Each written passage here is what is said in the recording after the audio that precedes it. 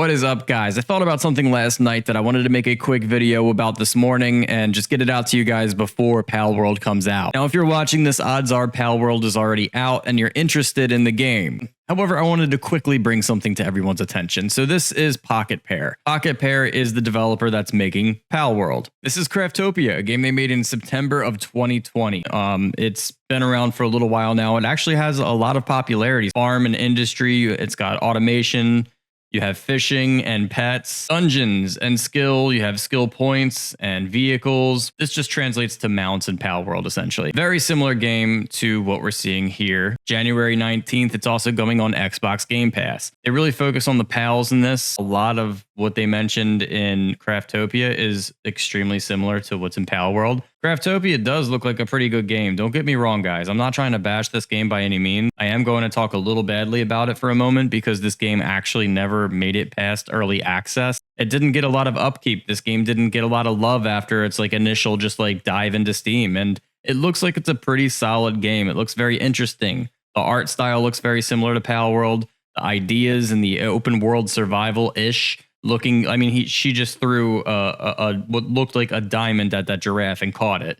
You guys see where I'm going here, right? So Pocketpair themselves, they're based out of Tokyo, Japan, founded in 2015, and they also have another game out called AI Art Imposter. I'm not saying I don't have any faith in this company to make a good game, but what I am saying is I'm on my toes. Now, moving back into Craftopia, they actually have some pretty good reviews. I think it's mostly positive on Steam, and they got a 7 out of 10 by IGN on their early access, which is pretty solid if you ask me. 7 out of 10 for an early access game. That means that you were 2 points above average. I feel like a lot of people, if they don't hit an 8 or a 9 or even a 10, they get a little discouraged. I think that this is actually a pretty solid rating. Now for Palworld, I think this game is going to be a lot better. There's already immense amounts of hype. I saw Courage JD playing this last night on early access with thousands of people watching him. Everybody's interested in this game. I think that there's a lot more open-mindedness to this game than I actually even expected. I thought that a lot of people would just look at it like it's a Pokemon ripoff, and it's not just something that would be a new explorative world. They did a really good job at explaining that this is a survival game, that you really need to focus on building and crafting with these monsters. And it's not about collecting them like you are in Pokemon. Where should you buy it is the question. This is going to be hosted on Xbox, Xbox Game Pass, and on Steam. And I think that even though I'm a subscriber to Xbox Game Pass, I'm probably going to buy this early on Steam. Not only is it discounted because it's an early access, it's only going to be $30. I'm personally just a little worried that this game might not exactly live up to expectations to live on Xbox Game Pass in such an early state. My worry is that this company is kind of going to lazily let this game stay in early access for too long, and Game Pass is not going to let that fly and remove it, and I don't want to put hundreds of hours into a game that might just get removed from the library. If you plan on just trying this game out with friends for the laughs, which I think the majority of people are going to be doing, I would strongly suggest that you just check the game out and use it like a demo, hang out with your friends online,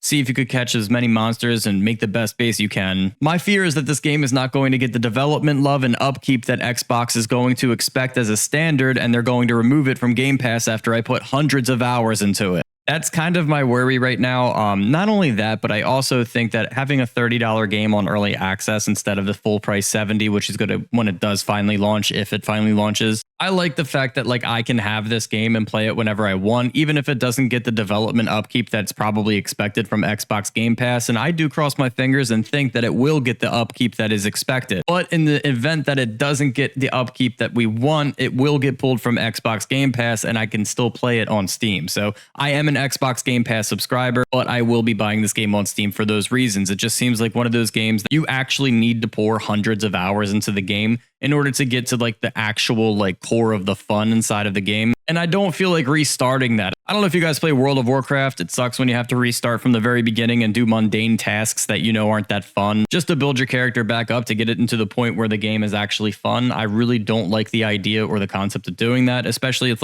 everybody's played Pokemon. We have to restart. If you accidentally restart your game or start a new game, you get all of your Pokemon wiped out. The best parts about this game is that you don't have to restart because it's not a linear story. You can actually just keep going and keep your party for as long as the game lasts.